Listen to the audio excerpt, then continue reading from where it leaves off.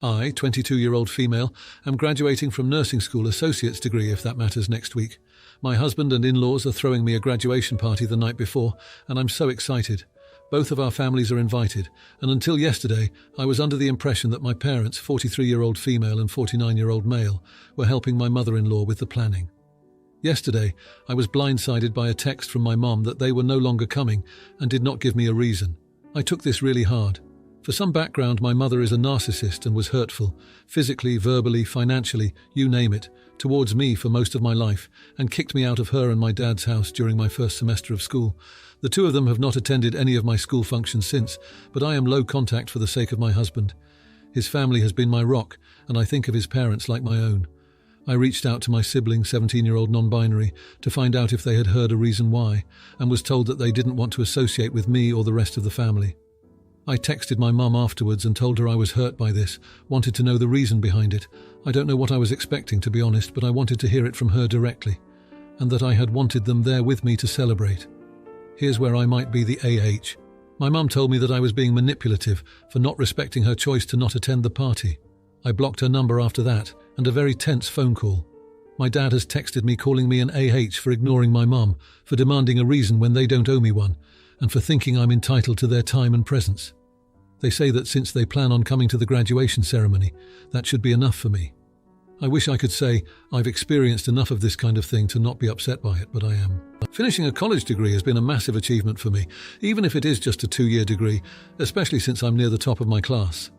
I feel like I might definitely be an AH and entitled for asking for the reason, because my dad is right. They don't owe me a reason. I'm just upset because this isn't the first time my parents have blown off an event of mine. They almost didn't show up to my high school graduation, and I can't help but to feel hurt by it. My husband says I'm not wrong for wanting to know why they won't be attending and for being upset by their response, and my mother-in-law, who has been in direct contact with my mum, thinks my parents are wrong for calling me manipulative and entitled. Am I the idiot? Now, for a few comments before the update. Comment 1. You're acting like most people would in this situation, but you probably need to let them go at this point. If your mum has been that hurtful, you don't need her there. Comment 2. You need to cut all ties with them. Don't set yourself up for further disappointment. They aren't going to change. Congratulations. Now, for the update. Thanks for all the comments on my last post. It's been a whirlwind couple of weeks and a lot has happened since then. I graduated and the party happened, but things didn't go as smoothly as I'd hoped. The night of the party, my in-laws' house was beautifully decorated, and everyone seemed to be having a good time. My husband was by my side, and his family was incredibly supportive. But the absence of my parents was like a shadow over the celebration. I tried to push it out of my mind and focus on the positive, but it was tough. The next day at the graduation ceremony, my parents did show up. They sat in the back and didn't interact with anyone. I saw them from the stage, and it was a mix of emotions. I was glad they were there, but it also hurt that they kept their distance. After the ceremony, they came up to me, gave me a quick congratulations and left. No explanation, no attempt to talk about the party, nothing. Since then, I've been on an emotional roller coaster. I've tried to reach out to my parents to understand why they're acting this way, but they've been mostly unresponsive. My dad sent a text saying they were proud of me, but it felt hollow. My mum hasn't said anything. My sibling has been caught in the middle of all this. They've been trying to stay neutral, but I can tell it's wearing on them. They've hinted that my parents are dealing with their own issues, but won't go into detail. It's frustrating because I feel like I'm being kept in the dark about something that affects our whole family. My husband has been my rock through all of this. He's been encouraging me to focus on our future together and not let my parents' behavior drag me down. But it's hard. I can't just turn off my feelings for my family, even if they've hurt me. My mother-in-law has been trying to mediate, but it's been awkward. She doesn't want to overstep, but she's also protective of me. She's suggested family counselling, but I don't even know if my parents would be open to that. The tension has been affecting my relationship with my husband too. He's been patient, but I can tell he's getting tired of the drama. We've had a few arguments about how much energy I'm putting into this situation with my parents. He thinks I should just move on, but it's not that easy for me. I've been throwing myself into job hunting, trying to distract myself from the family issues. I've had a couple of interviews and I'm hopeful about getting a position soon, but even that excitement is tinged with sadness because I don't feel like I can share it with my parents. I'm also struggling with feelings of guilt. Maybe I am being manipulative by wanting my parents to explain themselves. Maybe I am entitled for expecting them to want to be part of my life. I keep going back and forth on whether I'm in the wrong here. It's been a confusing time. I'm proud of my accomplishments, but I can't fully enjoy them.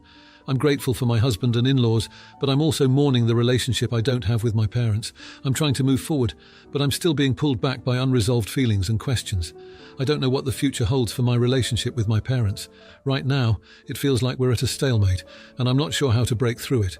I want to have them in my life, but not at the cost of my own mental health. It's a tough balance to find, and I'm still working on it. Now, for the comments. Comment 1. Hey there. First off, congrats on graduating nursing school. That's a huge achievement, especially with the family stress you've been dealing with. You're not the jerk for wanting to know why your folks bailed. It's natural to want your parents' support during big life moments. It sounds like you've been through a lot with your mum, and it's okay to protect your peace, even if that means setting boundaries with her. Comment 2. I'm sorry you're going through this. It's tough when family lets you down. Have you considered family therapy? It might help to have a neutral third party to facilitate a conversation between you and your parents. It's not about forcing them to be there, but understanding the dynamics and finding a way forward that works for you. And remember, it's okay to take time for yourself and celebrate your accomplishments with those who do show up for you. Now, for the next story. I just got into this argument a few minutes ago and could use some outside opinions. I, 22-year-old male, am currently living with my mother, 51-year-old female, because of my health issues I won't get into. My health issues prevent me from getting a job or really doing much physically taxing work, but while my mother works her day job, I tend to the house. I change the cat litter, take the dog out and for walks, clean the dishes, sweep, vacuum, do laundry and cook. Pretty much a housewife, just without any kids to take care of. I realize I don't make any money and I can't just keep leeching off of people, so I honestly don't mind the work at all. It's something I can do for the woman who takes care of my medical bills. Well, I've been sick the past few days. Nothing major, just a pretty bad cold and cough. I've been resting in bed the last few days and only coming out of my room to use the bathroom and grab medicine. Well, this morning at around 8 I noticed my mum was up and drinking her coffee. I went to get a snack from the kitchen and saw that there were take-out food containers all over the counter and stovetop and dirty dishes stacked high in the sink. I asked my mum if she could please clean those up sometime today, that I would usually do it myself, but I was sick. She said she'd take care of it right away and that I should go lay down. I rest for a few hours and wake up again at 10 Cs. I go into the kitchen and see that nothing has been done. I ask her about it, and she says she'll get on it as soon as she finishes her coffee. I go back into my room, and around an hour and a half passes.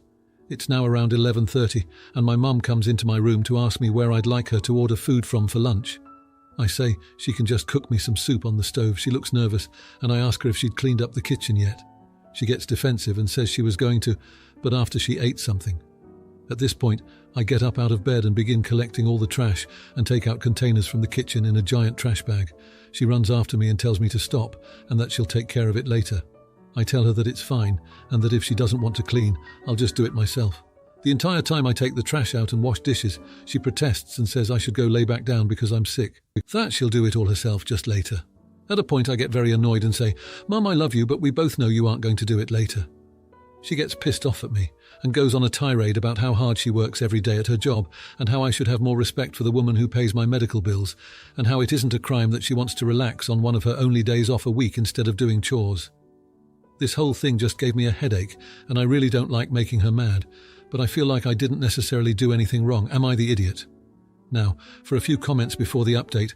Comment 1. Not the idiot. You and your mum should be able to be candid with one another without the relationship falling apart. Now for the update. Hey everyone, I wanted to give you all an update on what's been happening since the argument with my mum. First off, thanks for all the comments on my last post. They really helped me see things from different perspectives and gave me some good advice on how to handle the situation. So, after the argument, things were a bit tense between my mum and me. We both cooled off for the rest of the day and I went back to bed to rest. The next morning I woke up to a clean kitchen and a note from my mum.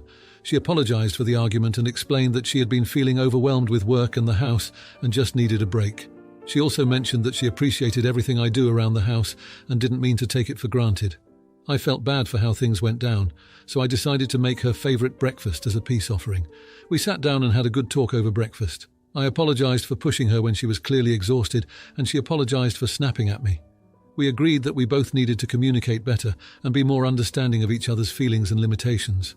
Over the next few days, we started working on a new system to manage the household chores. We made a list of all the tasks and divided them based on what we each could handle. We also agreed on times when we would tackle certain chores together, turning it into a bit of a bonding activity. It was nice to work side by side with my mum, and it made the chores feel less like work and more like spending quality time together. One of the biggest changes we made was setting aside one day a week as a rest day for both of us. On this day, we would order takeout and just relax, watch movies or play board games. It gave us something to look forward to and ensured that we both got the break we needed.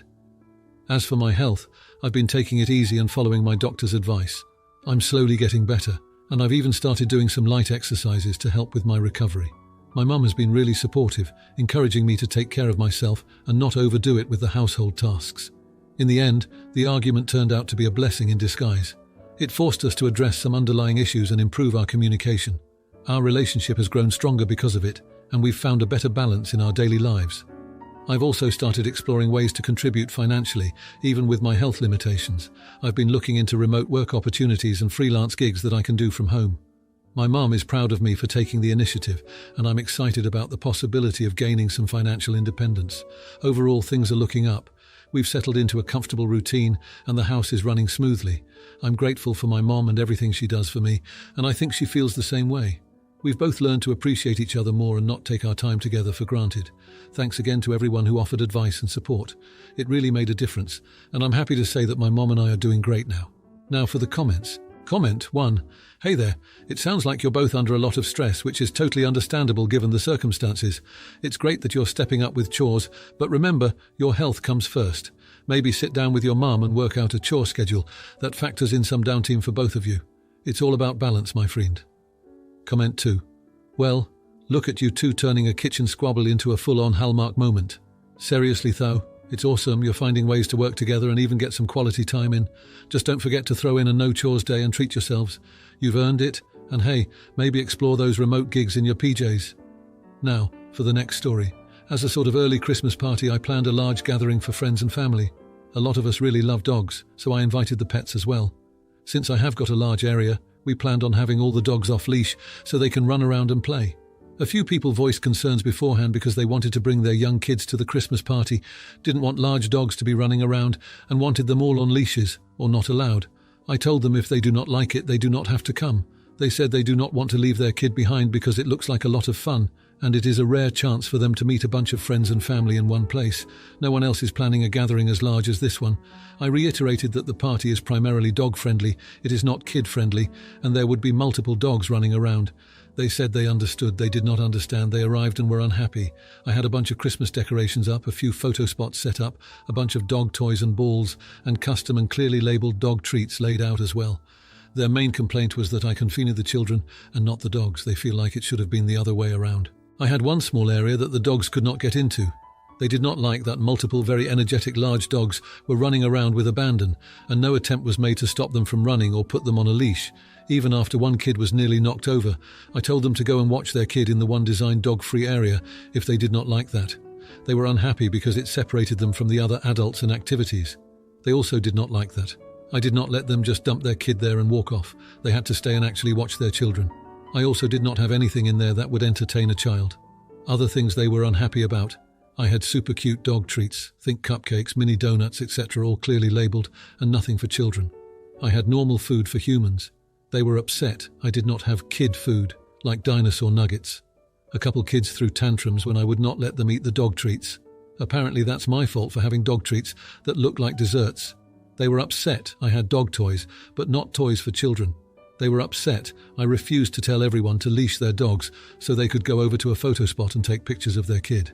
Now I am being accused of being a jerk since I did not consider how Christmas is a kid's holiday, or for families, since I am more concerned about the dogs and adults having a good time than children having a good time. They insist that since it is Christmas, I have to have kids' things going on. Dogs are family. Am I the idiot for planning a Christmas party for adults and dogs and making absolutely no attempt to make it kid-friendly? Now for a few comments before the update. Comment 1. Not the idiot. Holidays, including Christmas, are for everyone, human, furry, feathery, and scaly. Aside from that, parties aren't free daycare centres. Comment 2. Not the idiot. You were really clear this wasn't for children. They pushed children on you. Next year, can I get an invite to the dog party? Lol, now for the update. Thanks to everyone who read about the party I threw. I thought I'd share how things have been since then.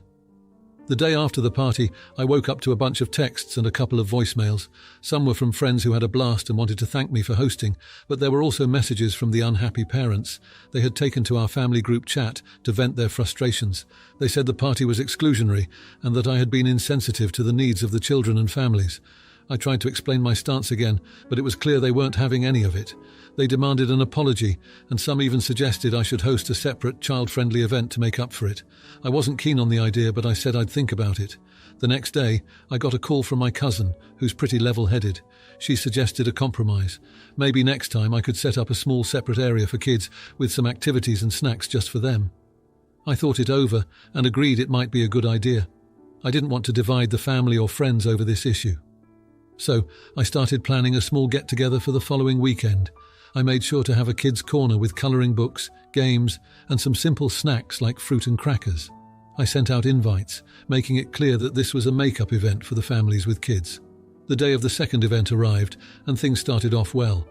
The kids seemed happy with their corner, and the parents were more relaxed.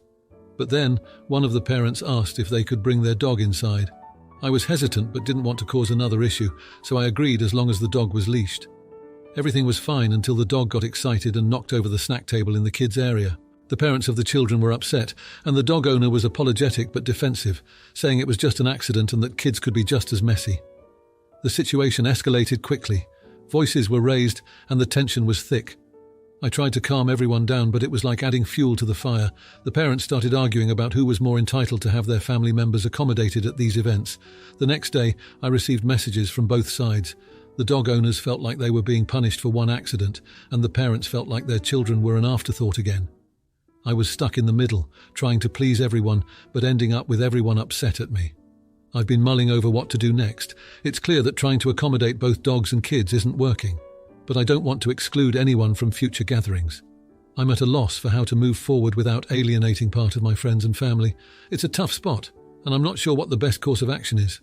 Now for the comments. Comment 1. Hey there, sounds like a tough situation. Did you make it clear from the get-go that this was a dog-centric event? Maybe next time set expectations early on. It's your party, but a heads up could help avoid hurt feelings. Perhaps a little pre-party communication could go a long way. Comment 2. I get wanting to include everyone, but safety first, right? For the next bash, how about hiring a local teen as a babysitter to keep an eye on the kiddos? That way parents can relax and you're not stuck playing referee. Plus the kids might have more fun with someone focusing on them. If you like this video, you'll probably like these too. Also, while you're here, please consider subscribing. It's your support that keeps this channel alive and allows me to make better and longer videos. Have a great day.